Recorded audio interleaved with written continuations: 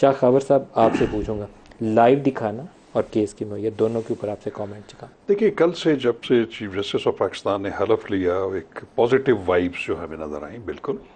एक तो आज भी जब वो तशरीफ़ लाए बतौर चीफ जस्टिस, तो हमने देखा कि उनको एक जो रवायती एक चीफ जस्टिस को गॉड ऑफ ऑनर दिया जाता है, उन्होंने नहीं लिया और वो बड़ी सादगी से आए। और उन्होंने, और दूसरा ये है कि वो एक चीफ जस्टिस का जो प्रोटोकॉल और लंबी चौड़ी सिक्योरिटी वो भी उन्होंने नहीं ली और वो अपनी प्राइवेट गाड़ी में आए।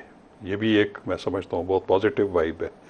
और दूसरा ये है कि आज जो उन्होंने, मतलब जो पहला काम उन्होंने ये किया कि एक मोस्ट कंट्रोवर्शियल जो एक जो केस चल रहा था, supreme court practice and procedure, जिसको मारज़ वजूद में आने से पहले ही एक 8 रुकनी बेंच ने उसको ऑपरेशन मुअत्तल कर दिया था, उसको लगाना और वो भी फिर फुल कोर्ट तश्कील देना, क्योंकि इस वक्त चीफ जस्टिस अभी माजूल हो चुके हैं, एक सीट ऑलरेडी खाली थी। तो 15 जजेस पर मुश्तमिल कोर्ट का एक आना और उस केस को सामने रखना, मैं समझता हूँ कि ये भी वो जो पहले एक उनका तासुर था या वो अपने ऑब्जर्वेशंस देते रहे थे कि जो अहम आइनी मामलात हैं जिसका सियासी इम्प्लिकेशंस हों, उसको फुल कोर्ट तश्कील देनी चाहिए, उसका उन्होंने भरपूर मुजाहरा किया।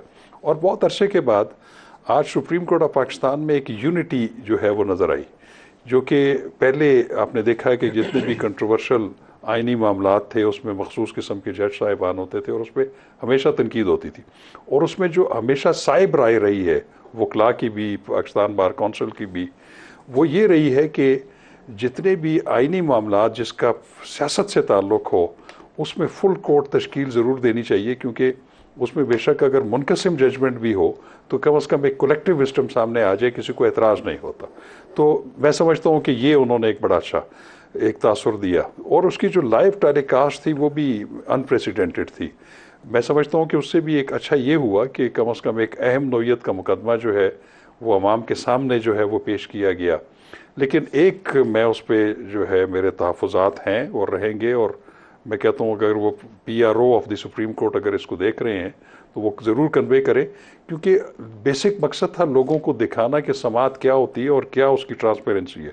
उसमें 80% जो गुफ्तगू हुई वो अंग्रेज़ी में हुई, और अंग्रेज़ी और जो लीगल लैंग्वेज होती है वो बड़ी मुश्किल होती है, वो आम अंग्रेज़ी समझने वालों को भी नहीं आती। तो मैं कहता हूँ कि अगर अवाम को ये तासुर देना था या देना था कि क्या समात होती है और उसकी क्या ट्रांसपेरेंसी है, उसमें उर्दू का जो है वो ज़्यादा इस्तेमाल होना चाहिए। लोगों ने पूरा दिन देखा ज़रूर है, लेकिन उसको समझ नहीं आई। दुरुस्त, तो उर्दू ज़बान ज़्यादा इस्तेमाल ज़्यादा इस्तेमाल होनी चाहिए। बिल्कुल ठीक और है। इसमें डॉक्टर तारिक साहब से भी जी पूछ रहे हैं। प्लीज़।